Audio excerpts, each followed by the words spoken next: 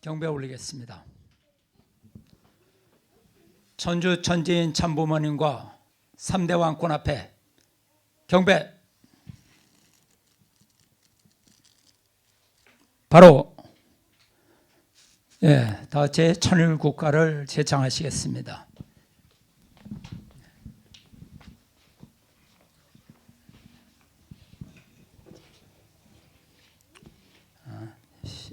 시작.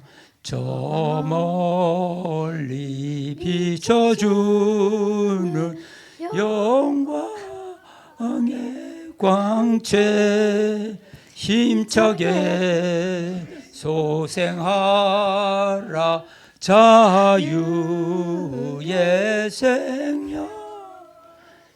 이 강산 저골까지 깨어 일어나 소생의 그 광채를 길이 빛내리. 소생의 그 광채를 길이 빛내리. 불러서 찾으려는 영광의 존재. 위대한 그 모습은 천주를 품고 깨어난 그 생명이 어디 있는가. 찾으시는 그 모습을 어이 보시리. 찾으시는 그 모습을 어이 보시리. 사망에서 깨어난 내 한 존재가 깨워준 그 자체의 품격 안길 때 영원한 그 사랑과 위로의 소리 길이 길이 즐기며 영광 누리라. 길이 길이 즐기며 영광 누리라. 영광에 안긴 것도 그의 은사요. 사랑의 지게함도 그의 은사니. 높이고 또 높여서 갚으려 하나. 부족함에 이 마음 어이 그 말이. 부족함에 이 마음 어이 그 말이.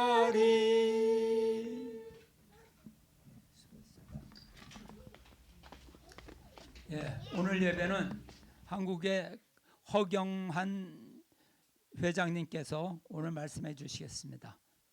다 같이 경청하시겠습니다. 허경한 목사입니다.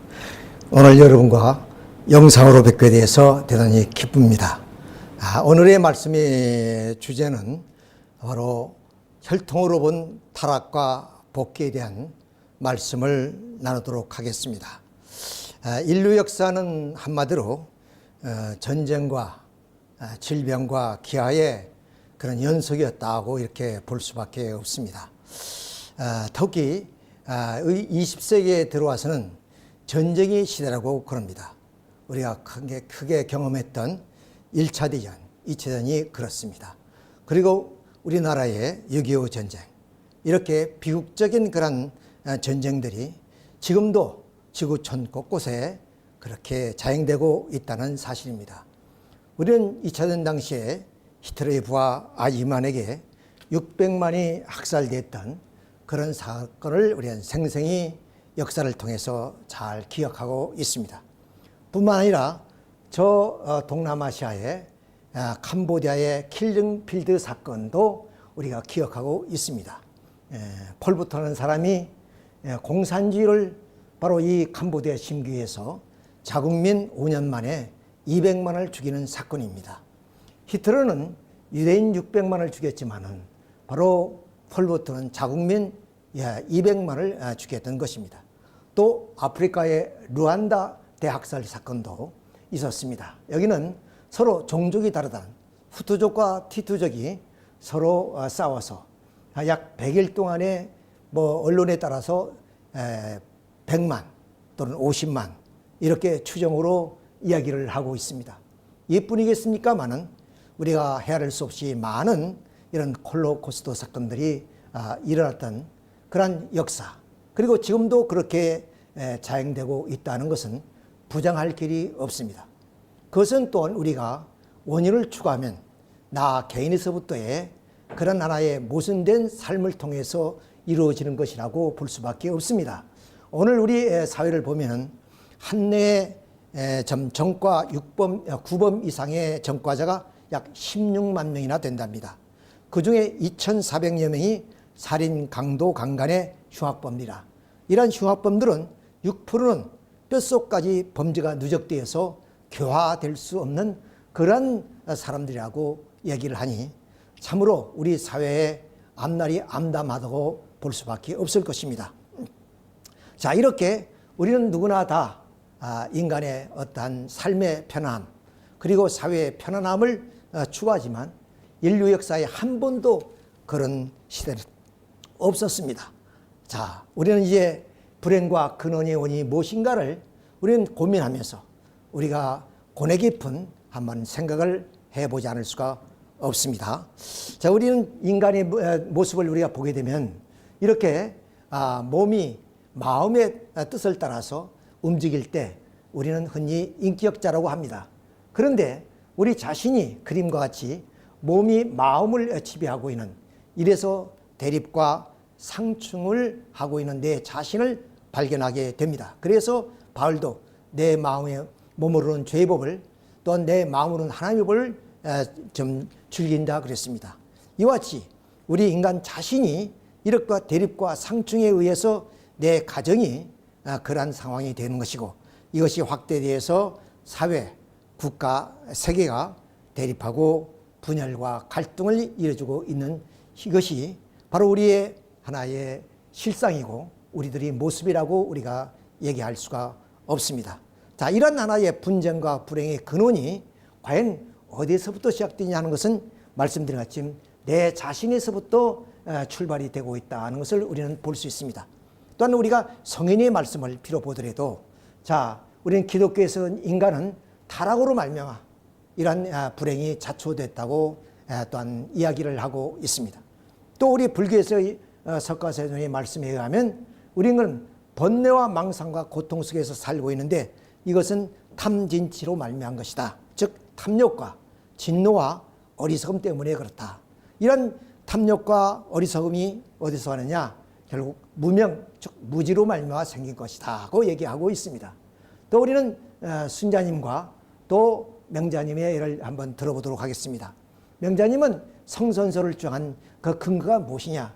원래 우리 인간은 본연지성, 즉 뭐냐면 인의제인 그러한 추근지심과 그리고 수호지심과 그리고 사양지심과 그리고 시비지심의 이런 사단이 그런 본연지성을 가지고 있지만은 그 리가 기와 합할 때, 즉 칠정이 생겨서 결국 우리는 좀 그런 선도, 악도 행하는 그런 존재가 되었다고 얘기를 하고 있는 것입니다. 반면에 이 순자는 우리 인간은 본래 악한 존재이기 때문에 위, 즉 자기를 통해서 많이 배워서 우리는 선하게 살아야 한다고 강조를 하는 것입니다.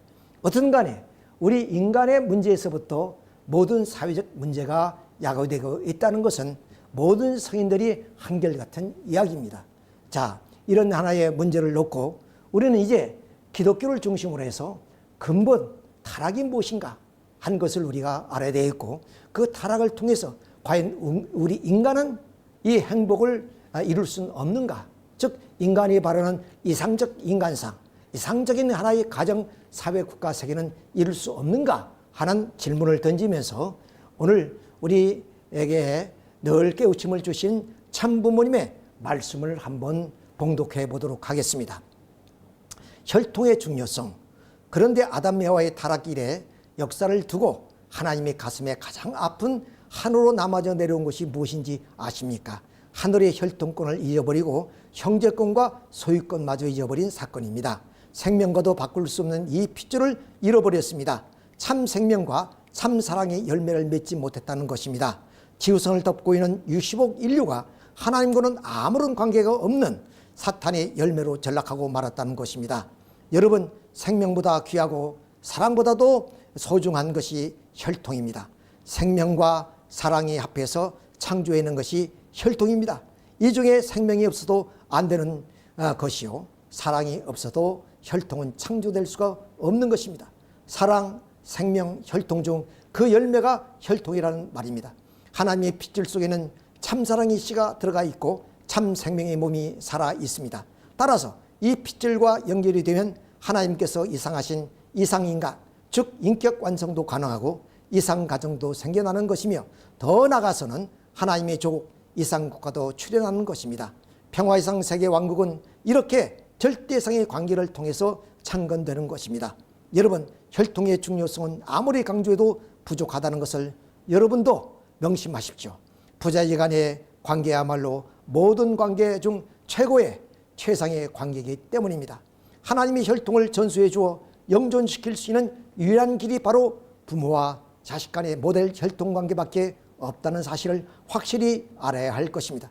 그러나 그 자리에 나타난 것은 거짓 사랑, 거짓 생명, 거짓 혈통이었습니다. 하나님의 사랑과 생명과 핏줄이 사랑의 원수인 간부의 사탄의 소유권으로 떨어지고 만 것입니다.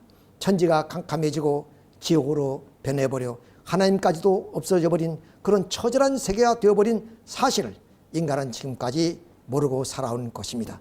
원수의 핏줄이 생명선인 줄 착하고 거기에 목을 걸고 살아가는 군상들이 오늘 타락에 후회된 인류의 처량한 모습입니다.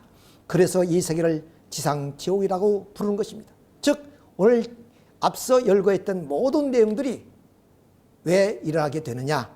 그것은 바로 혈통 때문에 그렇다, 이 얘기를 하고 있습니다. 즉 그 혈통은 사랑과 생명을 통해서 혈통이 나타나는데, 그 혈통이 하나님의 참사랑을 통해서 혈통이 맺은 것이 아니라 바로 마귀 사탄의 그런 하나의 관계를 통해서 나타난 혈통이, 그 혈통이 이렇게 후대 인류들에게 나타나서 그것이 오늘 이 죄악의 씨가 되고 있다고 이렇게 아버님은 말씀하고 계십니다.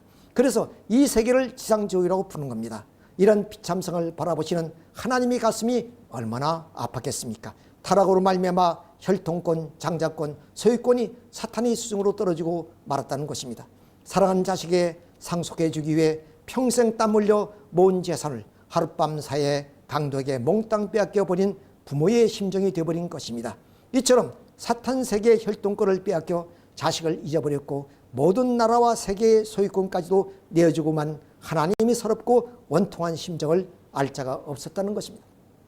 즉 우리 인간 시조가 타락이란 것은 바로 사랑에 의한 타락이었고, 그 사랑에 의한 타락은 결국에 혈통을, 결국 악의 혈통을 전수하고 말았다는 것입니다.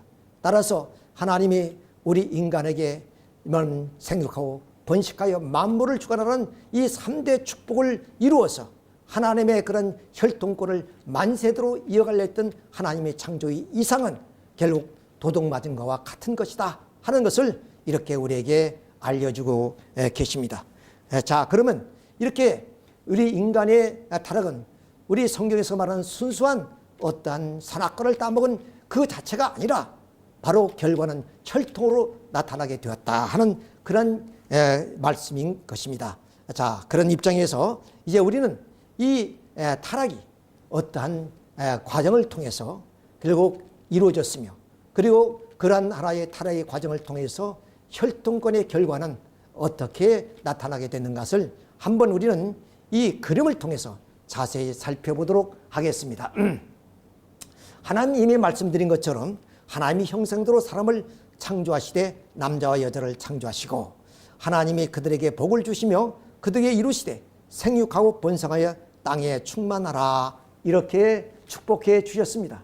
따라서 우리 인간은 하나님이 형상대로 지음받은 아담과 해와가 하나님의 축복대로 지금 생육해서 그야말로 선한 부모가 되었다면, 그 선한 부모를 통해서 좀 맺어지는 혈통은 선한 혈통이고, 그 혈통을 통해서 하나님의 그러한 사랑이, 이상이 바로 이 땅 위에 실현되는 것입니다. 그러면 우리 모든 인류는 하나님의 아들, 딸로서 부름을 받게 되고, 그리고 그 모든 인류는 이 땅 위에 80억이 산다 할지라도 유일무이한 그런 가치를 가진 존재로서 천지적 가치를 누리며 살아가는 인간, 이 땅 위에 창조 본연의 세계가 이루어졌을 것입니다. 이것이 하나님의 창조의 이상이었습니다. 그런데 우리가 알다시피 인간 시조가 하나님의 좀 따먹지 말라는 선악과를 따먹음으로 인해서 결국 이러한 좀 하나님이 원했던 창조 본연의 세계가 아니라 바로 지상지옥을 이루고 말았습니다. 그 지상지옥을 이루는 데는 결국 아담과 해와가 선한 부모가 되어서 선한 혈통을 번식하지 못한 데 있습니다. 따라서 아담과 해와는 선악과를 따먹고 타락하여 악의 혈통을 이 땅 위에 번식함으로 인해서 이미 세례요한이 말한 뱀들아, 독새의 새끼들아, 너희가 지옥의 심판을 어떻게 피하겠냐는 그 말씀처럼 결국에 우리 인간은 뱀의 자식이 되고 마귀의 자식이 되어버리고 말았습니다. 그리고 우리는 그의 썩어짐의 종노릇하는 그런 존재가 되어버리고 말았습니다. 이 원인은 과연 어디에 있었느냐? 이미 말씀드린 것처럼 인간 시조가 선악과를 따먹고 선한 부모가 되지 못하고 악한 부모로 말미암아 악의 혈통이 번식했다는 사실입니다. 그것을 우리는 한마디로 환부역조됐다 그럽니다. 즉 아담과 해와가 타락함으로 말미암아 악한 부모가 됨으로써 혈통이 바꿔졌다 그 말입니다. 이것을 우리는 한마디로 환부역조됐다 이렇게 봅니다. 그래서 사탄은 결국 혈통을 가지고 우리 인간을 시간과 공간을 초월해서 지배하는 그런 이 땅 위에 임금이 되고 신이 되었다는 요한복음이나 고린도 후서의 말씀을 우리는 통해서 알아볼 수가 있습니다. 자, 그러면 이런 환부역조되는 그런 상황, 즉 쉽게 말하면 우리 인간이 선악과를 따먹고 타락하는 그 상황을 이제 우리는 성서를 중심해서 한번 자세히 살펴보므로 말미암아 인간의 이러한 하나의 참 악의 혈통은 결국 인류의 시조의 타락으로 말미암아 초래됐다는 사실을 우리가 성서를 통해서 증명해 보겠다 하는 말씀을 먼저 드리게 됩니다. 그래서 이 타락에 대한 내용을 우리가 한번 살펴보게 됐습니다. 다시 말씀드려서 죄의 뿌리의 근원이 무엇인가? 혈통을 더럽힌 그 죄의 뿌리 근원이 무엇인가 하는 것을 우리가 알아보자는 겁니다. 인간은 누구나 다 바로 본심의 작용에 의해서 선하게 살기를 원합니다. 그러나 자신도 모르게 이런 사심의 작용에 의해서 우리를 악으로 이끌어 파멸로 이끌어가는 것을 우리는 너무나 잘 알고 있습니다. 이런 상황을 가리켜서 우리는 모순성을 가진 존재라고 얘기합니다. 참 로마서 7장 22절을 보면 내 속 사람으로는 하나님의 법을 즐거워하되 내 지체 속에 한 다른 법이 내 마음의 법과 싸워 내 지체 속에 있는 죄의 법으로 나를 사로잡아오는 것을 보는도다. 오호라 나는 공고한 사람이로다. 이 사망의 몸에서 누가 나를 건져내겠냐고 사도 바울은 고백하고 있습니다. 이런 사실을 우리는 모순성이라는데 이 모순성은 파멸 상태를 말한 것이고 기독교에서는 이런 모순성을 가지게 된 것은 원래 타락으로 인한 것이다. 자, 하나님은 선하시고 온전하신 분이기 때문에 하나님이 창조한 인간도 온전해야만 됩니다.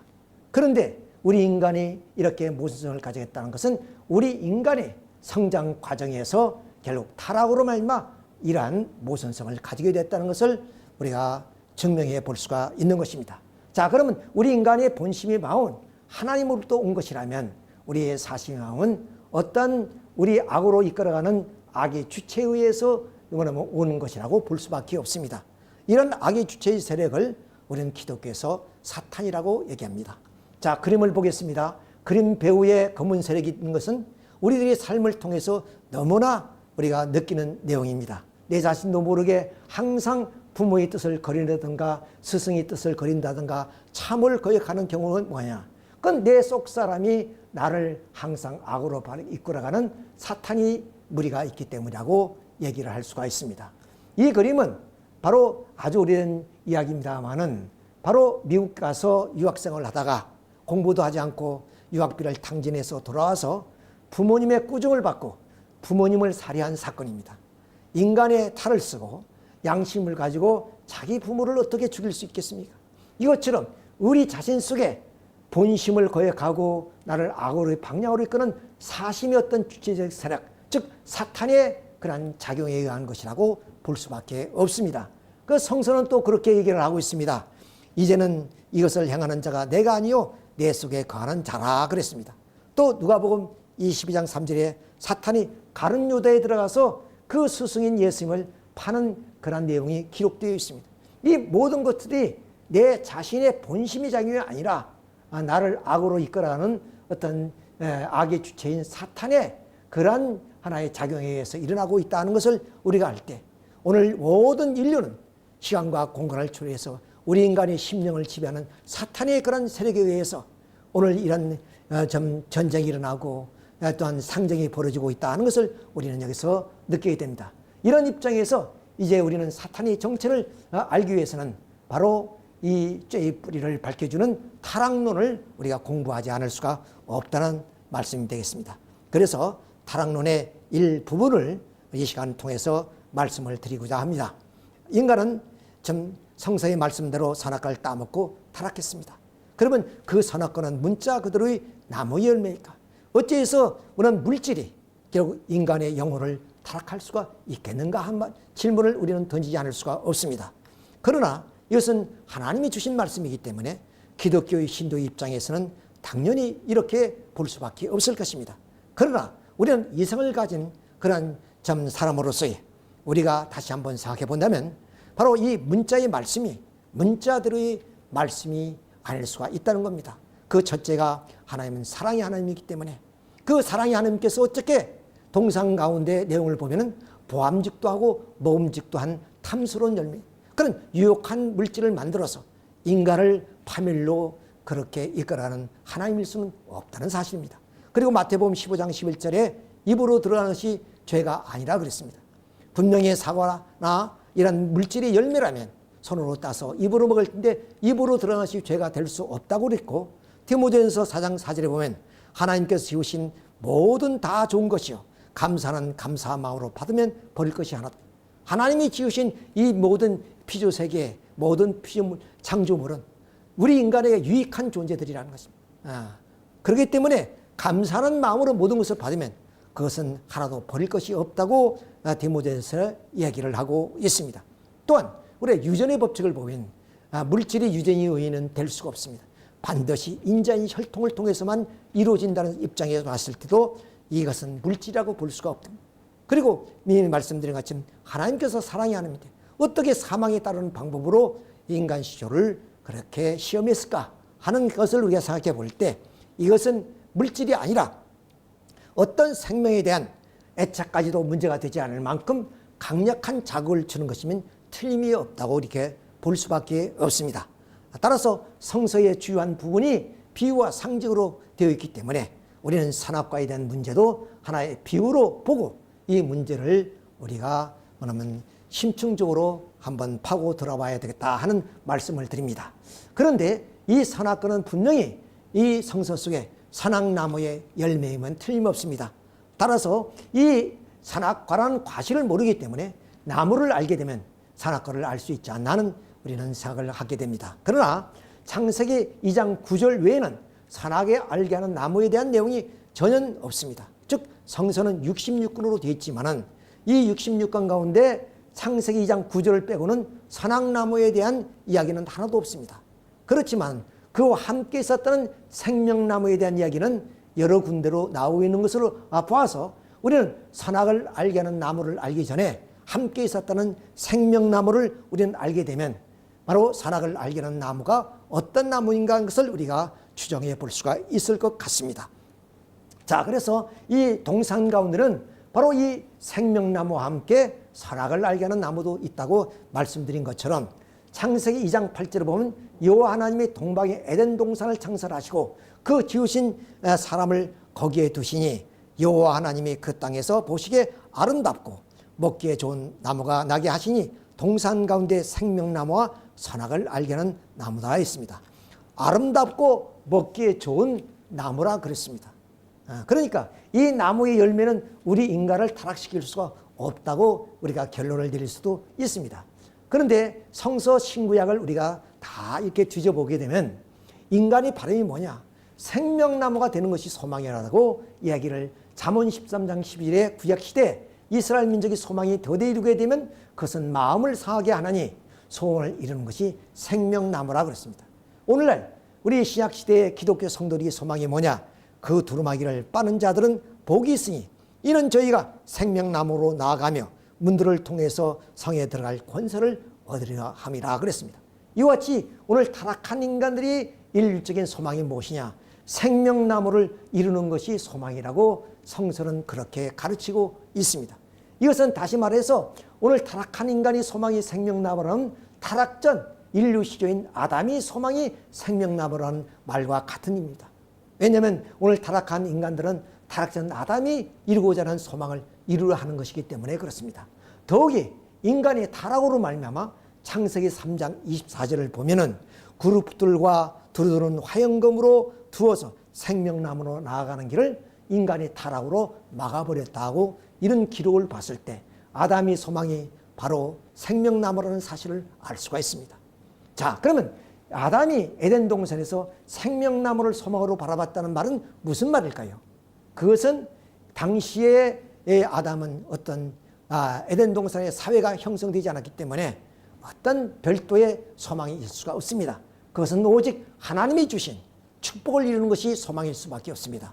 그 첫째가 그러면 생육하라 하는 그 말씀을 이루는 것이 그 아담에게는 첫째의 하나의 참 바람이 아닐 수가 없습니다. 그러면 그 생육한다는 말은 이미 말씀을 드렸습니다. 하나님 온전한 인간, 즉 하나님이 이상했던 인간이 되는 것, 그 남성을 되는 것이 하나님 아담이 바람과 소망이 아니겠냐는 것입니다. 그래서 잠언 11장 37절 보면 의의 열매는 생명나무라고 그랬으니 바로 아담은 하나님 말씀대로 선악과를 따먹지 않고 완성하면 그는 하나님처럼 온전한 인간이 되는데 그것을 바로 창조 이상을 완성한 남성이 되는 것이다. 그것이 아담의 유일한 소망이었다. 이런 것을 봤을 때 아담이 소망했던 그런 생명나무는 창조 이상을 완성한 남성이고 그로 타락한 인간들은 모두가 이 타락성을 벗어버리고 이 아담이 바랬던 그런 창조 이상의 남성을 소망으로 바라보며 모두가 우리는 살고 있다는 것을 이렇게 성서를 통해서 우리가 알아낼 수가 있습니다. 자, 그러면 아담은 창조 이상을 완성한 남성을 생명나무로 비유했다면 두 나무와 두 사람이 동산에 있었으니 바로 선악을 알게 하는 나무는 바로 해와를 비유한 말이라는 것은 말할 필요도 없습니다. 따라서 해와가 완성되면 그런 창조 이상을 완성한 여성인 선악을 알게 하는 나무가 비유했다는 것을 우리는 알 수 있습니다. 그런데 우리 성서에 보면 인간을 나무로 비유한 경우가 많이 있습니다. 흔히 집에서도 여러분 잘난 자식을 보고 너는 우리 집에 기둥이 될 것이다 이런 말씀도 하시고 또는 나라에서도 훌륭한 사람은 나라의 기둥이라고 이렇게 나무로 비유하는 것들도 있지만 성서에도 잠언 11장 30절이나 요한복음 15장 5절에도 나는 포도나무에 너희는 가지니라. 또 로마서 11장 17절에도 타락한 인간을 구원하는 그런 중생에 대한 내용을 말씀하시면서 바로 이 참감나무 얘기를 이야기합니다. 이런 것들로 봤을 때 바로 여기에 창조 이상을 완성한 남성 여성은 바로 선악을 알게 하는 나무와 생명나무를 의미하는 것이다 하는 것을 우리가 여기서 알게 되었습니다. 자, 그래서 이제 선악을 알게 하는 나무를 알게 되면 결국 선악과가 어떤 열매인가 그것을 우리는 이제 규명해 나올 수가 있습니다. 그래서 우선 먼저 이 인간을 유혹시킨 것이 뱀이라고 기록되기 때문에 뱀의 정체를 밝히지 않을 수가 없습니다. 자, 뱀은 우리 인간과 여호와 하나님이 지은 들짐승 중에 가장 강교하더라. 뱀이 여자에게 물어 가로되 하나님이 참으로 너희들로 동산 모든 나무의 실과를 먹지 말라 하시더냐. 중략하고 뱀이 여자에게 이르되 너희가 결코 죽지 아니하리라. 너희가 그것을 먹는 날에는 너희 눈이 밝아 하나님과 같이 되어 선악을 알 줄 하나님이 아심이라. 이렇게 뱀이 우리 인간을 유혹하는 내용이 쭉 열거되어 있습니다. 첫째는 인간과 대화를 했고 하나님의 뜻을 알았고, 그리고 인간의 유혹에 보다 지혜로운, 인간을 유혹할 만큼 지혜로운 존재였고, 그리고 소재지가 하늘이고, 그리고 인간을 타락시킬 만큼 능력자고 희고를 초래해서 인간의 심령을 지배할 수 있는 그러한 존재는 바로 과연 이 파충류인 뱀인가, 이렇게 우리가 좀 생각하지 않을 수가 없습니다. 그래서 성서를 뒤져보니까 요한계시록 12장 9절에 하늘에서 큰 용을 내어 쫓기니 그것이 옛뱀, 즉 에덴 동산에서 해와를 타락시킨 그 뱀인데, 그 뱀이 타락해서 결국에 마귀가 되고 사탄이가 되었다 말입니다. 그래서 뱀이 마귀 되고 사탄이 돼서 바로 우리 인간의 심령을 지배하는 존재가 되었으니 그는 영물이 아닐 수가 없는 것입니다. 이런 영물이 하나님의 창조한 창조물 가운데 인간과 대화를 할 수 있고, 그리고 하나님의 뜻을 알고, 그리고 소재가 하늘이고 인간의 심령을 지배할 수 있는 능력을 가진 자는 이 파충류가 될 수가 없다는 거죠. 자, 그런데 하나님이 창조한 영물 가운데 이러한 기능을 가지고 있는 존재가 있다면 그건 천사밖에 없습니다. 자, 그래서 천사라고 규정을 지우는데 바로 베드로후서 2장 4절에 보면 천사를 범죄한 천사를 용서치 않으시고 후감에 가두셨다고 이게 표현하고 있습니다. 이것을 봤을 때 천사가 바로 이 인간을 타락시킨 뱀을 비유한 말이다 하는 것을 우리가 여기서 우리가 추정해 볼 수가 있습니다. 그래서 파충류인 뱀이 아니라 바로 천사를 비유했다, 이렇게 우리가 볼 수가 있습니다. 자, 그래서 이 뱀으로 비유한 이 천사가 범죄하여 타락함으로 알마 바로 이 사탄이가 되었다 하는 하나의 사실을 우리는 여기서 알 수 있습니다. 자, 이 그림을 우리가 미켈란젤로의 그림을 우리가 보더라도 벌써 미켈란젤로는 이 그림을 그리기 전에 이미 이 뱀이라는 존재가 천사라는 것을 이렇게 알고 있었기 때문에 그렇게 뱀처럼 이렇게 꼬이는 장면에서 결국 우리 인간의 모습처럼 천사의 모습을 그리는 걸 보면 바로 미켈란젤로는 알고 있었다는 것을 우리가 여기서 알 수가 있습니다. 자, 그러면 왜 이 천사를 뱀으로 비느냐? 그것은 뱀은 혀가 둘이로서 한 입을 가지고 두 말을 이중 인격적인 그런 하나의 표상이고, 그리고 먹을 것을 꼬아서 먹기 때문에 이기주의 표상으로서 이렇게 천사를 바로 뱀으로 비유했다는 것을 우리가 여기서 알 수가 있습니다.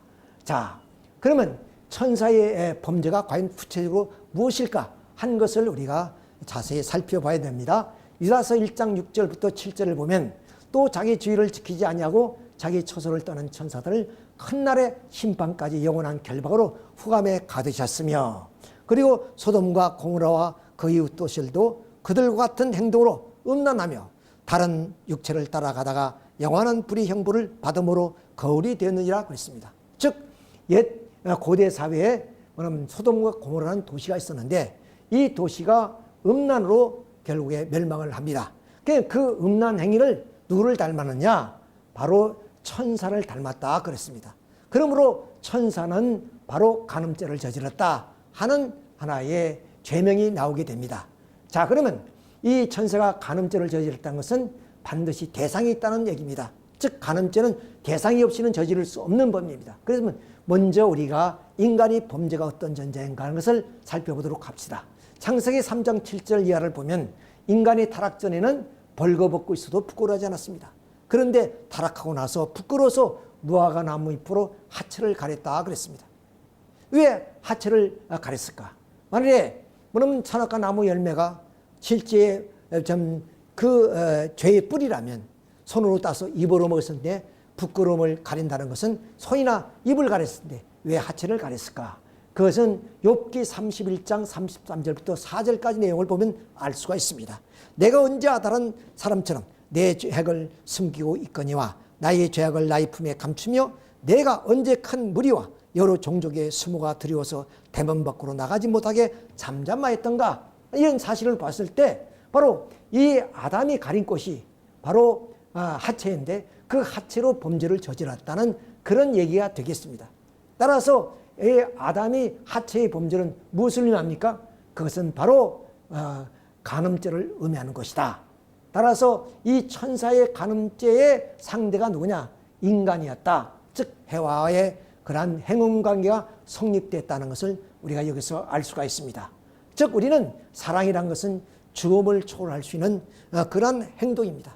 이미 서론에 말씀드렸습니다만 바로 선악과 나무 열매가 아니라 무언가 우리의 생명을 문제되지 않을 만큼 자극적인 감성을 주는 것이라고 말씀을 드리는데 그렇지 사랑이 이상의 그런 것이 없습니다. 또 사랑은 가장 귀하고 거룩한 것입니다. 이런 하나의 사랑이지만 그 사랑이 바로 질서를 떠나게 되면 그 행동은 천시되어지는 것입니다.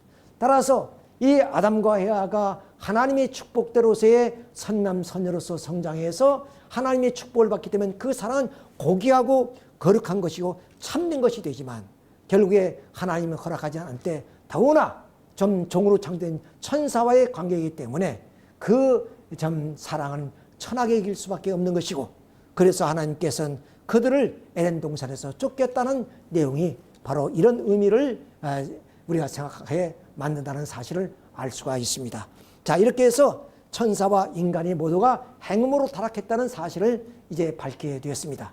자, 그러면 이 죄의 뿌리는 결국 인간 천사로 비유한 그 뱀으로 비유된 천사에 의해서 인간 시조와 우리 천사와의 그런 불륜한 하나의 관계를 통해서 이루어진 하나의 죄라는 것을 우리가 이제 밝혀지게 됩니다.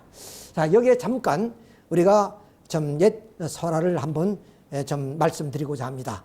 어느 경상도 선비가 한양의 과거를 보러 가는데 마침 지나가는 길목에 큰 나무가 있었는데 그 나무 위에서 이 까치가 좀 맹렬하게 우는 소리가 들려서 쳐다봤더니 바로 뱀이란 이 존재가 그 까치 덩어리에 새끼를 잡아올리고 혀를 날림거리고 있었습니다.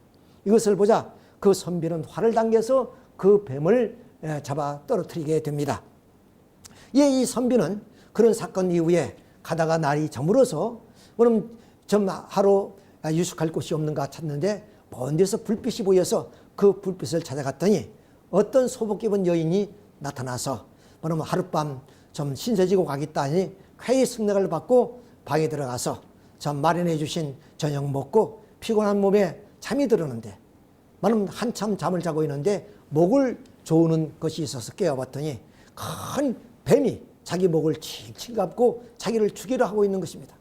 그럴 때 이 뱀이 말하기를 너희가 오늘 좀 쏘아서 죽인 그 뱀이 내 남편이다. 너희가 좀 뱀을 죽이지 않았다면 우리는 이제 천년을 살아서 용이 되어서 하늘로 올라갈 것인데 결국 너로 인해서 우리 신세가 망치게 되었다. 이제 너가 살 수 있는 길은 오직 저 절에 있는 범정이 울면 너는 살 수 있지만 그렇지 않으면 너는 나에게 죽을 것이다. 이런 순간에 범정이 둥둥 울리게 됩니다. 자, 그래서 결국 그 뱀은 도망가고 그 선비가 살아났다는 하나의 설화가 있습니다. 그래서 이제 아침이 되어서 이제는 좀 다시 가던 길을 재촉하기 위해서 이제 어저께 범정이 왜 울렸을까? 그것을 보기 위해서 절을 찾아가 봤더니 범정 밑에 바로 까치의 한 쌍이 그렇게 떨어져 있는 것을 보게 됩니다.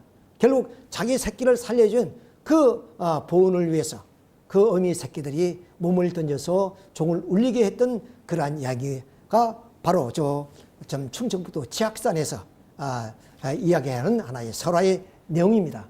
이처럼 우리는 심심치 않게 이 뱀이란 존재가 바로 이렇게 나타나는 것을 우리는 많이 보게 됩니다. 특별히 우리 법화경이나 그리고 좀 불교의 보생경 같은데 이런 뱀에 대한 얘기가 나오는데 법화경에서는 뱀은 유혹과 애혹의 상징으로 나타나며 뱀은 제 몸을 그냥 드러내는 것이 아니라 꽃나무 밑에 숨어 사랑을 미혹시키는 존재로 기술된다 했습니다.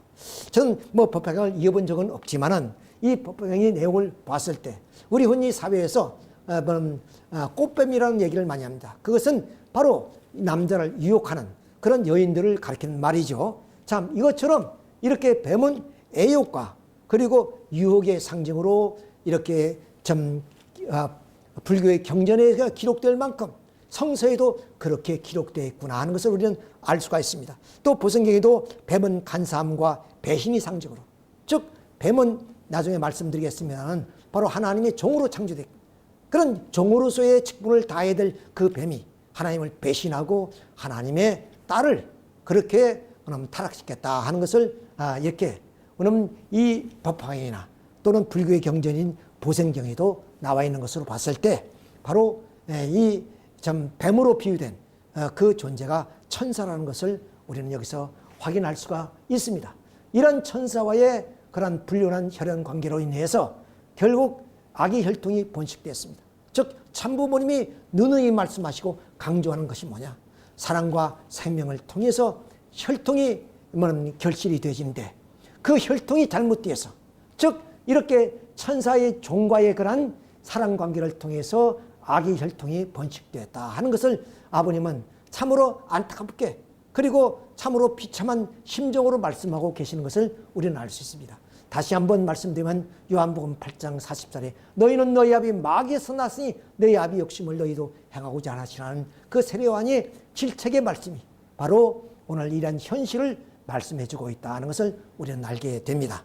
자, 이렇게 해서 결국 선악나무와 그리고 생명나무 그리고 뱀에 대한 모든 내용들을 우리가 밝혀놓았습니다. 자, 그러면 이제 선악나무 열매인 선악과는 구체적으로 어떤 것인가 하는 것을 자세히 말씀을 드려보고자 합니다. 자, 선악을 알게 된 나무는 완성한 해와, 창조 이상을 완성한 해와를 비유한 나무라면 그 열매는 바로 해와의 사랑을 의미하는 것입니다. 즉 해와는 하나님 말씀대로 선한 나무가 되어서 선의 열매를 맺어서 현의 혈통을 만세대로 이어나갈 때 그는 사탄의 유혹을 받아서 악의 나무가 되어서 악과를 따먹고 말았습니다. 이렇게 해와는 선의 열매도 맺을 수 있고 악의 열매도 맺을 수 있기 때문에 해와의 사랑을 선악과라고 했던 이유가 바로 여기에 있습니다. 해와는 선의 그런 성과를 따먹고 선의 혈통을 번식하여 서의 피와 살을 후손 만대에 남겨야 되는데 그런 악과를 따먹고 악의 피와 살을 받아서 악의 혈통을 번식하여 오늘 이 죄악의 세계를 이루어 놨다 하는 것을 우리는 여기서 규명하게 됩니다. 따라서 결국 아담과 해와가 선악과를 따먹었다는 것은 사탄과의 그러한 혈연적 관계를 맺었다. 그것은 바로 그 해와와 천사장의 사랑 또 아담과의 그런 사랑의 관계는 바로 이런 악의 혈통으로 결과로 남아지게 되었다 하는 것을 얘기했습니다. 이로 인해서 우리 인간은 사탄 마귀의 자식이 되었다는 겁니다. 단순히 나무 열매를 따먹어서 우리 인간이 마귀 자식이 되고 사탄의 후손이 된다는 것은 이건 있을 수 없는 얘기고 어불성설입니다. 자, 이런 의미에서 우리 참부모님 밝히신 이 원리를 통해서 인류의 죄의 뿌리가 무엇이냐? 그것은 단순하게 선악과를 따먹었다는 데 있는 것이 아니라 바로 거짓된 사랑과 생명을 통해서 악의 혈통을 번식해서 오늘 이 죄악의 세계를 만들어 놨다 하는 것을 단적으로 설명해 준 내용이 되겠습니다. 따라서 인간 시조는 결국에 이 뱀으로 비된 천사와의 불륜한 사랑으로 말미암아 결국에 악의 혈통을 번식하고 말았습니다. 자, 이것을 오늘 우리 사회에 대조해서 보도록 하겠습니다. 즉 우리 사회에서 인간의 그런 간음이 얼마나 큰 죄악이고 또한 범죄인가를 우리 사회생활 속에서 윤리와 도덕을 통해서 우리는 살펴볼 수가 있습니다. 원죄가 유전되고 있다는 사실, 그리고 간음이 가장 큰 죄로 종교계에서는 그렇게 간음을 죄로 여기고 있다는 사실, 그리고 또한 일반 불교에서나 기독교에서의 금욕 생활을 강조하는 이유, 또 이스라엘 민족이 아들을 낳으면 8일째에 할례를 했던 이런 내용들을 우리가 봤을 때 모든 일련의 이런 인간들의 그런 하나의 죄의 범죄는 이렇게 간음으로부터 시작됐다 하는 것을 이렇게 규명해 주는 내용이라고 말씀드릴 수 있습니다. 그리고 우리 인간의 신체를 보더라도 인간이 좀 타락을 시킬 수 있는 어떤 기능이 있다면 그것은 무엇일까? 물론 중요성을 따지면 뇌도 중요하고 심장도 중요하고 어느 한 부분 중요치 않은 분이 없습니다만, 그러나 이것은 어떤 우리 인간의 생명을 떠나서 물론 혈통을 전수해 준다는 그러한 입장에서 봤을 때 생명과 사랑과 혈통의 기관이 바로 우리는 바로 성기관인 것입니다. 그러므로 성은 사랑의 왕궁이고 생명의 왕국이고 혈통의 왕국이기 때문에 하나님께서는 이것을 귀하게 생각하셔서 모든 자유를 의지를 아담과 에게 주셨지만 단 한 가지 선악과를 따먹지 말라고 강조하시던 그 이유는 오늘 우리는 조선시대의 많은 여인들에게 결국 순결을 강조했던 것처럼 바로 하나님도 에덴 동산에서 순결을 강조했던 것입니다. 오늘 현대의 지성인들은 우리 인간의 순결을 강조하는 것을 하나의 좀 인격을 말살하는 것이라고 이렇게 강조하는 경우도 있습니다. 왜? 인간은 자유의지이기 때문에 성도 자유롭게 사용해야 된다는 것입니다. 그러나 성은 이미 말씀드렸지만 사랑의 왕궁이고 생명의 왕궁이고 혈통의 왕국이기 때문에 이것은 조선시대뿐만 아니라 오늘도 유효하며 그리고 미래도 그것은 절대적일 수밖에 없습니다. 그래서 하나님은 절대성으로 창조된 그런 성이기 때문에 그것은 어떤 것도 양보할 수 없고 어떤 데서도 그것은 우리가 이렇게 함부로 우리가 사용할 수 없다는 것을 강조해 주시고 참부모님께도 오늘 우리에게 이렇게 강조하신 이유, 그리고 또한 우리 통일교회에서의 축복 결혼식이라든가 이 모든 것이 어디에 그 핵심은 혈통에 있다는 것입니다. 결국 혈통이 들어있기 때문에 금욕성을 통해서라도 그 혈통을 지키고자 하는 것이 종교의 생활이었고 또한 참 아버님이 강조하시는 혈통의 그런 얘기가 바로 이런 데 기능되고 있다는 것을 우리는 알 수 있습니다. 우리는 더 나아가서 사회적 현상을 보더라도 그렇습니다. 종교마다 그렇고 이스라엘 민족의 할례 사건도 그렇고 또한 말세의 음란으로 어느 청소년들이 타락하는 현상도 그렇겠습니다. 그리고 많은 문명사회에 타락의 현실이 바로 이 성적 타락을 야기되고 있는 것도 그렇습니다. 국가의 흥망성쇠도 다 그렇습니다. 이런 내용들을 봤을 때 인류 시조의 죄의 뿌리는 어디서 있느냐? 그것은 바로 음란에서부터 출발됐다. 이런 하나의 결론에 이르게 된다는 것을 말씀해 드릴 수 있습니다. 자, 이렇게 해서 우리는 이제 그 근본적인 그 범죄에 대한 내용을 우리가 이렇게 살펴봤습니다. 지금 잠시 그 내용이 좀 잘못되어서 다시 원점으로 돌아가서 다시 시작하도록 하겠습니다. 좀 여러분이 양해해 주시기 바랍니다. 제가 좀 잘못해서요 이런 문제가 생길 것 같습니다.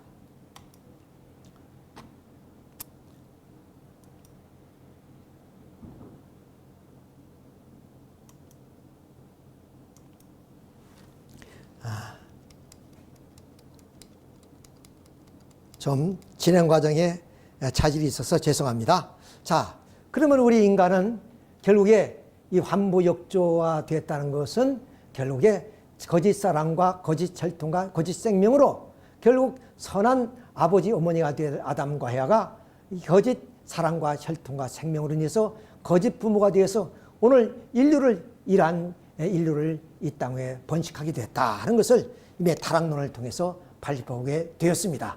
자, 그러면 하나님은 사랑의 하나님이기 때문에 우리 인간을 구원하시지 않을 수가 없을 것입니다. 그래서 하나님이 요한복음 3장 10절에 이처럼 세상을 사랑하사 독생자를 주었으니 누군지 저를 믿는 자마다 구원을 얻을 것이라 그랬습니다. 자, 구원은 무엇일까요? 그것은 이미 우리가 누누이 창조 원리에서 설명했듯이 그것은 곧 복귀를 의미합니다. 만약 물에 빠진 사람을 구원하는 것은 물에 빠지기 전 입장으로 복귀하는 것이요.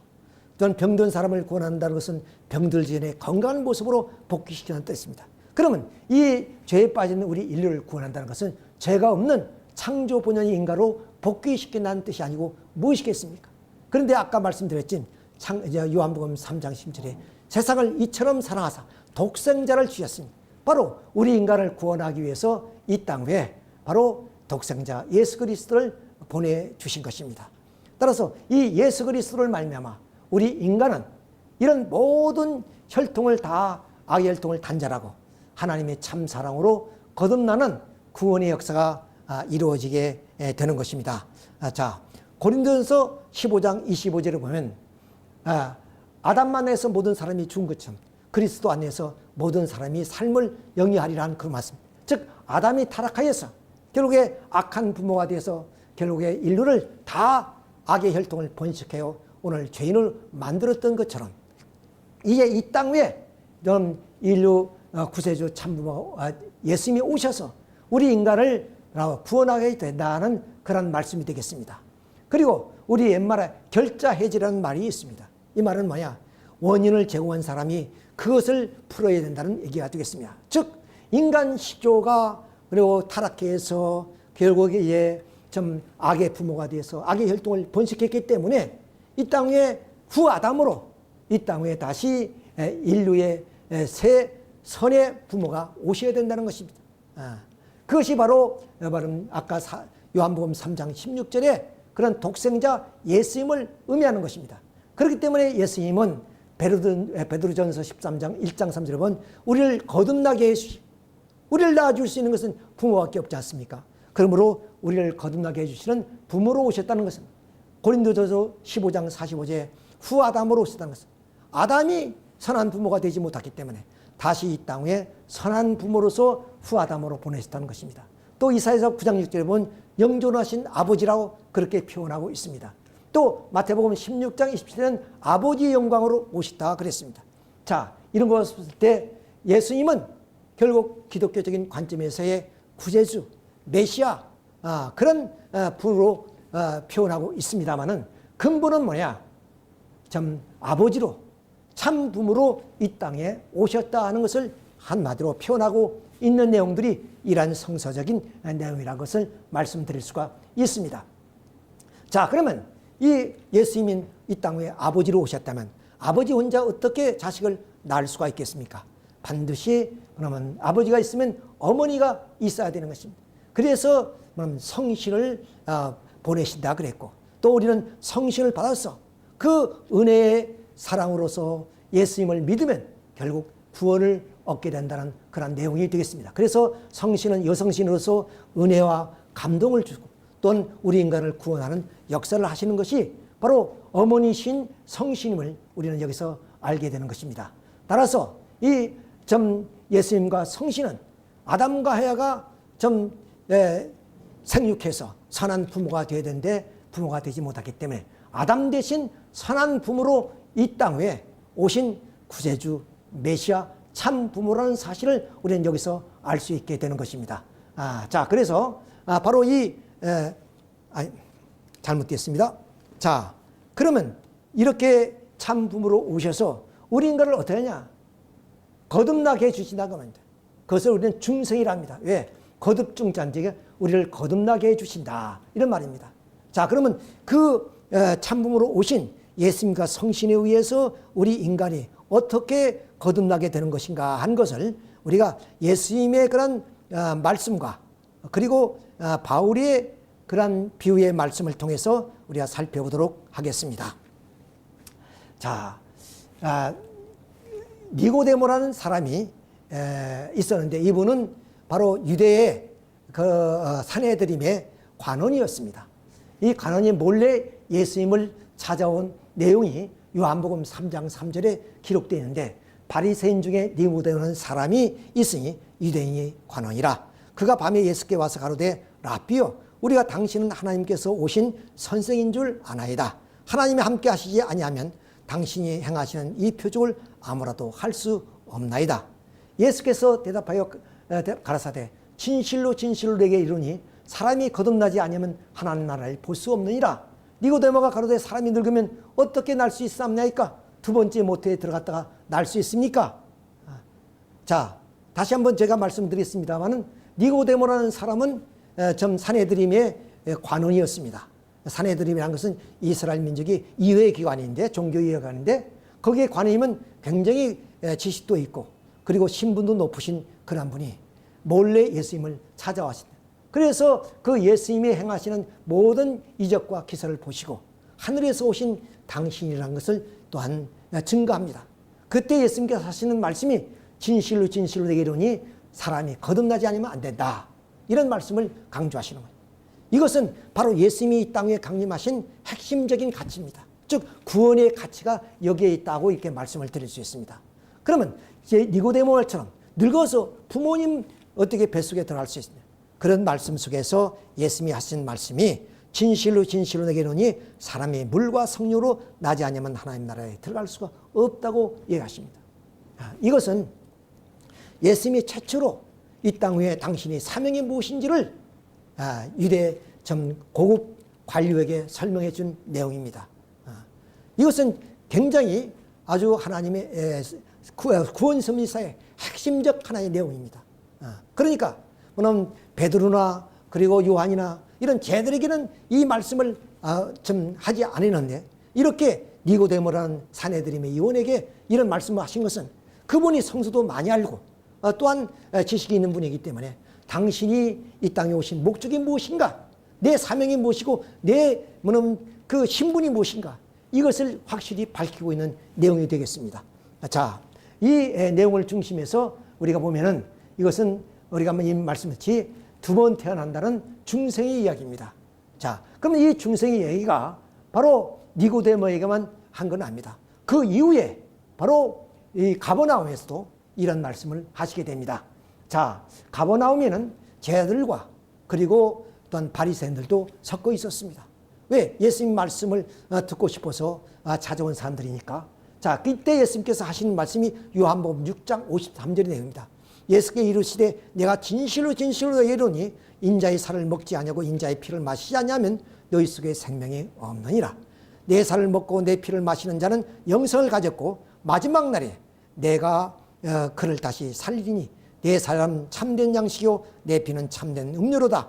내 살을 먹고 내 피를 마시는 자는 내 안에 거하고 나도 그의 안에 거하나니 내 살을 먹고 내 피를 마시는 자는 내 안에 거하고 나도 그의 안에 거하나니라. 살아계신 아버지께서 나를 보내심에 내가 아버지로 말미암아 사는 것 같이 나를 먹는 그 사람도 나로 말미암아 살리라 그랬습니다. 자, 이 말을 듣는 유대인이나 제자들은 참 이 말이 어렵다고 이렇게 이후의 구절 속에 그런 내용이 납니다. 자, 저 말이 무슨 말인지 어렵다 이런 얘기는 그것도 그럴 것이 우리가 식인 정도 아니니까 어떻게 예수님의 피와 살을 먹겠습니까? 이후의 비유의 말씀이지만 분명히 예수님은 내 살은 참된 양식이고 내 피는 참된 음료라 했습니다. 양식과 음료는 무엇입니까? 우리 인간의 삶의 생명의 요소입니다. 그러니까 육신의 어떤 생명의 요소 이전에 바로 우리의 영적인 그런 생명의 양식이 당신의 피와 살이라는 것입니다. 이것을 먹지 않고 너에게 생명이 없다 하시는 그 말씀은 바로 니고데모에게 하신 말씀처럼 거듭나라는 그 말씀과 같은 하나의 맥락의 이야기입니다. 물론 어려우니까 그 니고데모처럼 거듭나라는 중생의 말은 아니지만 쉬운 말로 표현한 것지만 유대인들은 이것을 또한 알아들을 수가 없었던 겁니다. 또 마지막 예수님이 십자가에 지기 전에 우리가 최후의 만찬이라는 그런 얘기가 있습니다만 이 무교절이 첫날 곧 유월절 양 잡는 날에 제자들이 예수께 여쭤되 우리가 어디로 가서 스님께 유월절 음식을 잡수게 준비하기를 원하나이까 하매 예수께서 제자 중에 둘을 보내시어 이루시되 성내로 들어가라. 그러면 물 한 동이를 가지고 가는 사람을 만나리니 그를 따라가서 어디든지 그가 들어가는 그 집 주인에게 이르되 선생님의 말씀이 내가 내 제자들과 함께 유월절 음식을 먹는 날이 객실이 어디 있느냐 하시더라. 하라. 그러하면 자리를 펴고 준비된 큰 다락방을 보이리니 거기서 우리를 위하여 준비하라 하시니 제 아들이 나가 성내로 들어가서 예수께서 하시던 그런 말씀대로 만나 유월절 음식을 준비하니라. 저물매 그 12를 데리고 가서 그들이 먹을 때 예수께서 떡을 가지사 축복하시고 떼어 제 아들에게 주며 이르시되 받으라. 이것은 내 몸이니 하시고 또 잔을 가지사 감사 기도하시고 그들에게 주시니 이는 다 마심에 이르되 이것은 많은 사람을 위해 흘리는 나의 피요 곧 언약의 피니라고 했습니다. 그러니까 마지막 이 제자들과 함께 만찬하는 시간에도 이렇게 피와 살이 대한 얘기를 합니다. 즉 떡을 떼어주면서 이것은 내 살이다. 그리고 음료수를 포도주를 부으면서 이건 내 피다. 이 피와 살을 먹지 않고 내게 생명이 없다는 이 말씀이 무엇이냐? 이것은 바로 니고데모에게 하신 그 말씀을 이렇게 제 아들에게 쉽게 설명해 준 내용이라고 볼 수가 있습니다. 이것이 하나의 참 근원이 되어서 오늘 기독교에서는 성만찬이란 그런 성찬식을 하고 있습니다마는 이것이 바로 우리 인간을 거듭나게 해주는, 다시 말하면 죄악의 피로 물들어 있는 인류를 구원하는 하나의 방법이고, 이것이 예수님이 이 땅에 오셔서 이루어야 될 하나의 사명이었다 하는 것을 우리가 여기서 알 수 있습니다. 자, 그러면 이제 세 번째로서 바로 이 타락한 인간을 온전히 혈통을 전환시켜서 하나님의 아들, 딸로서 우리가 창조본의 인간으로 돌아가는 하나의 길이 무엇이냐? 이것이 바로 로마서를 통해서 바울이 우리들에게 자세하게 설명해 주는 내용이 되겠습니다. 자, 로마서 11장 10절 보면 돌감나무가 결국 참감나무의 열매를 맺기 위해서는 어떻게 해야 되느냐? 이것은 우리 인간의 타락을 지금 비유해 주겠습니다. 즉 돌감나무라는 것은 우리 인간이 천사와의 타락으로서 사탄의 혈통을 좀 받아가지고 악의 자식이 된 그런 인간의 모습을 돌감나무로 표현하고 있습니다. 이러한 인간이 결국에 이 돌감나무의 뿌리를 찍어버리고 참감나무의 뿌리에 접붙여서 그때 비로소 참감나무 열매를 맺을 수 있다는 것입니다. 이것은 다시 말씀드려서 우리 인간이 천사와의 불륜한 사랑의 혈통으로 말미암아 악의 혈통을 번식했으니 이러한 인간들을 구원할 수 있는 그 길은 뭐냐면 참감나무로 이 땅에 오신 그러한 인류의 참부모요 구세주 메시아 그리고 참 아버지신 예수님을 피와 살을 통해서 우리가 거듭나지 않으면 안 된다는 것을 이 로마서를 통해서 바울은 우리에게 간접적으로 설명해 주고 있는 것입니다.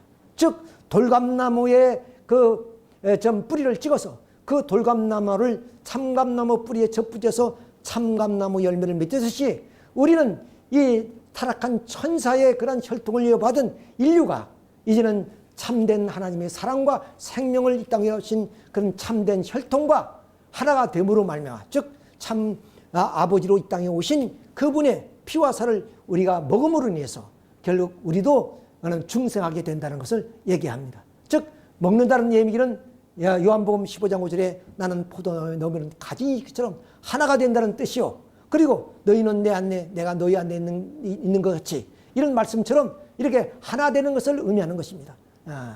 그렇기 때문에 우리는 예수님과 접붙임을 통해서 결국 거듭남의 역사가 이루어지게 되는 것입니다.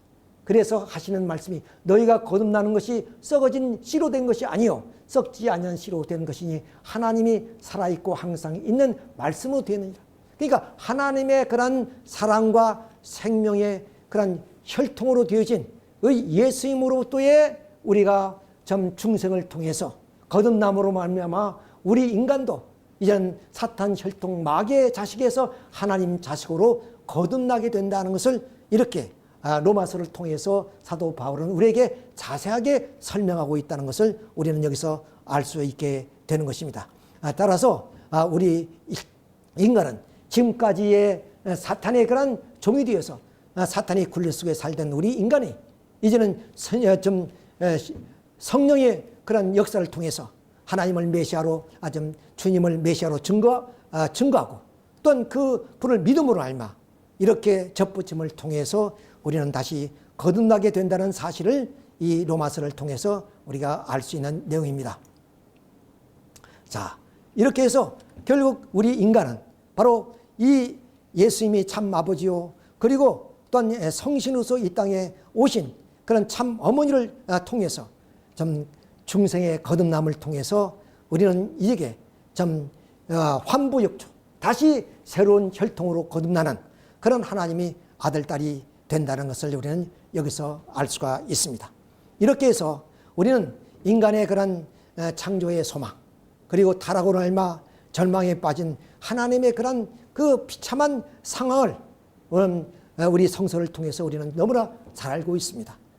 그러한 상황 속에서 하나님은 육천의 역사를 통해서 이 땅에 참 부모님을 보내주심으로 알마 그 참 부모님의 그런 사랑과 생명을 통해서 우리는 참 부모님의 혈통을 이어받은 참 혈통의 그런 자녀로 거듭나는 은혜를 받게 되는 것이 오늘 우리 통일가의 형제 자매들이라는 사실을 생각할 때 이 시대에 태어난 우리들이 얼마나 참 복된 자인가 한 것을 우리는 여기서 알 수가 있습니다. 이제 참부모님 말씀을 우리가 읽고 오늘 말씀을 마치도록 하겠습니다. 환보역주에 대한 말씀입니다. 본인이 규명한 원죄와 타락의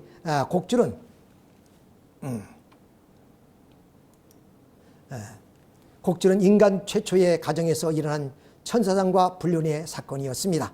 통일을 위해서 사탄은 관념적 존재나 가상의 존재가 아니라 영적 실체입니다. 하나님의 사랑 이상을 파괴하고 하나님의 혈통을 사탄 중심한 혈통으로 바꾼 원형입니다. 예수님께서도 요한복음 8장에서 인류의 아비가 마귀임을 분명히 말씀하셨습니다. 하나님께서 당신의 외적 몸인 아담과 헤아를 통해서 실현하시려던 사랑 이상을 박탈한 사랑의 간부가 곧 마귀 사탄인 것입니다. 여러분에게는 생소하겠지만 본인의 연결을 개척하고 우주의 군분 곡절을 규명하려고 피눈물 나는 투쟁을 한 결과 얻은 결론이 이것입니다. 여러분도 진지하게 기도하면 해답을 얻을 수 있습니다. 성서의 내용은 관찰해 보면 인류 시조가 불륜한 사랑으로 함으로 말미암아 사탄 마귀를 중심 삼고 부자의 관계를 맺었다는 사실을 부정할 수가 없습니다. 하나님의 핏줄을 받아 하나님의 절대적인 사랑 가운데 하나님의 직계 아들딸로 태어나야 할 가치적인 인간이 사탄 마귀의 혈통을 받아 사탄의 아들들로 태어났다는 것입니다. 이것이 바로 환부역조의 타락이다 하는 것을 마지막으로 참부모님 말씀을 통해서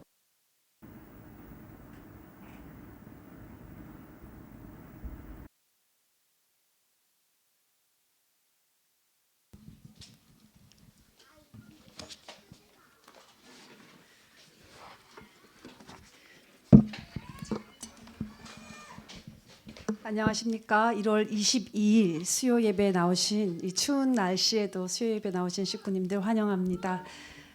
주님의 능력에 힘입어 우리의 한계를 넘을 수 있도록 오늘도 주님의 이름으로 찬양 올립니다. 내 안에 한계를 넘어 역사하시는 주님 말을 바라보겠습니다.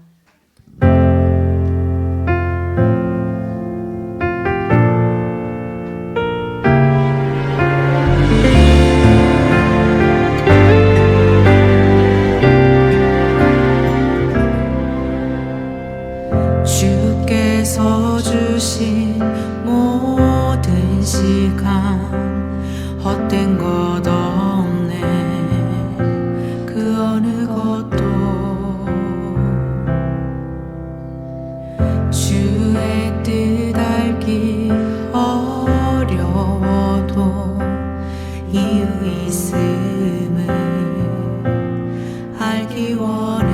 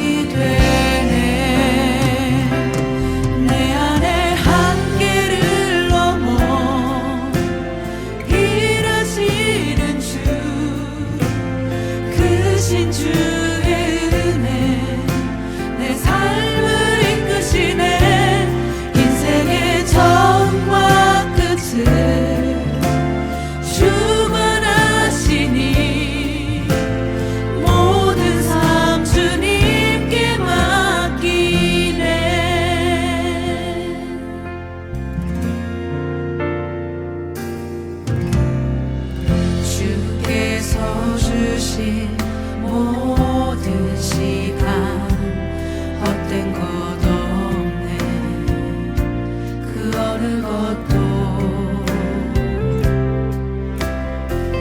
주의 뜻 알기 어려워도 이유 있음을 알기 원해.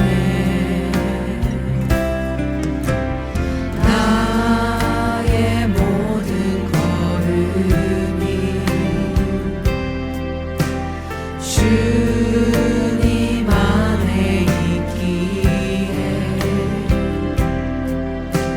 주의 이야기 되네. 내 안에 한계를 넘어 일하시는 주 크신 주의 은혜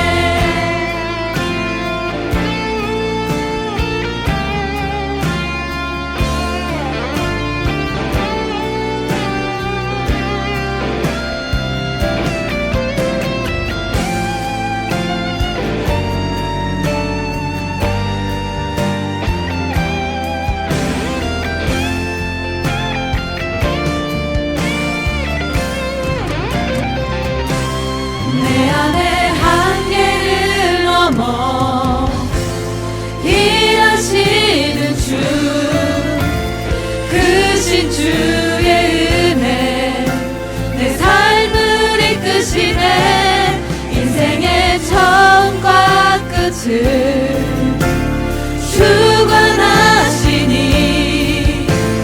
모든 삶 주님께 맡기네. 내 안에 한계를 넘어 일하시는 주, 크신 주의 은혜 내 삶을 이끄시네. 인생의 처음과 끝을 주관하시니 모든 삶 주님께 맡기네. 모든 삶 주님께 맡기네. 모든 삶 주님께 맡기네.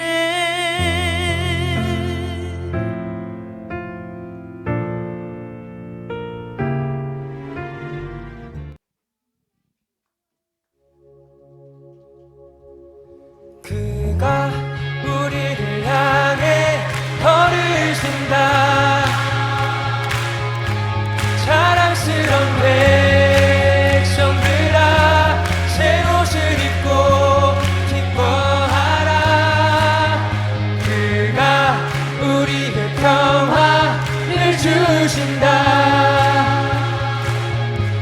주의 사랑에 감격하여 모두 하나님을 사랑하자.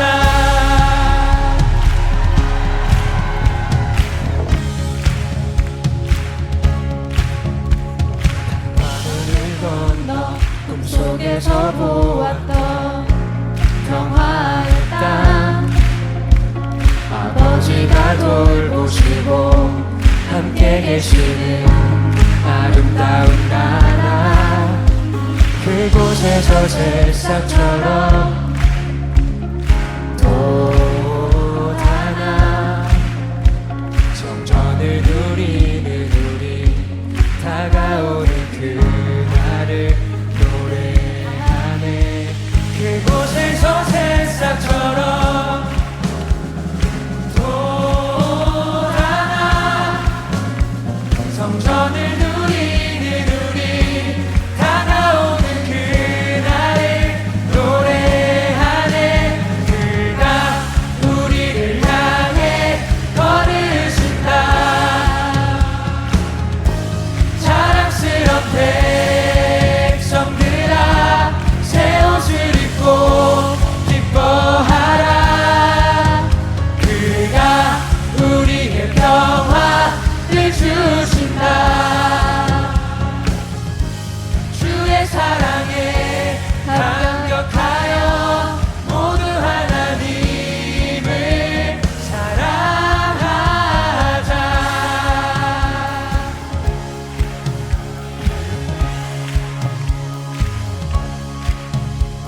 밤하늘을 건너 꿈속에서 보았던 평화의 땅, 아버지가 돌보시고 함께 계시는 아름다운 나라. 그곳에서 새싹처럼 돋아나 성전을 누리는 우리, 다가오는 그날을 노래하네. 그가 우리를 향해 걸으신다. 자랑스런 백성들아 새 옷을 입고 기뻐하라. 그가 우리의 평화를 주신다. 주의 사랑에 감격하여 모두 하나님을 사랑하자. 한없이 기뻐하는 무리 사이로 주의 영광이 비춰오니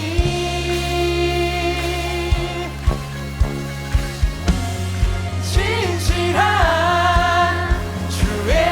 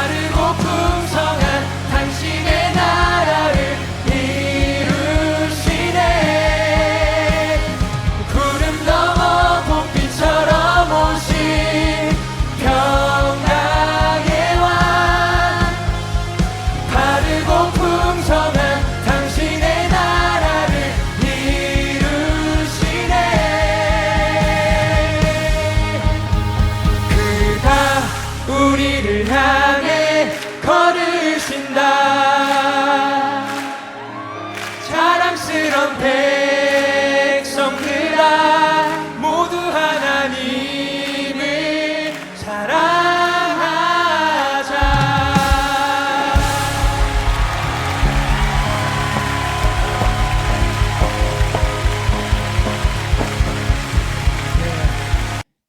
우리 서로 형제 자매끼리 서로 안아주시고 하나님께 영광 올리겠습니다. 감사합니다.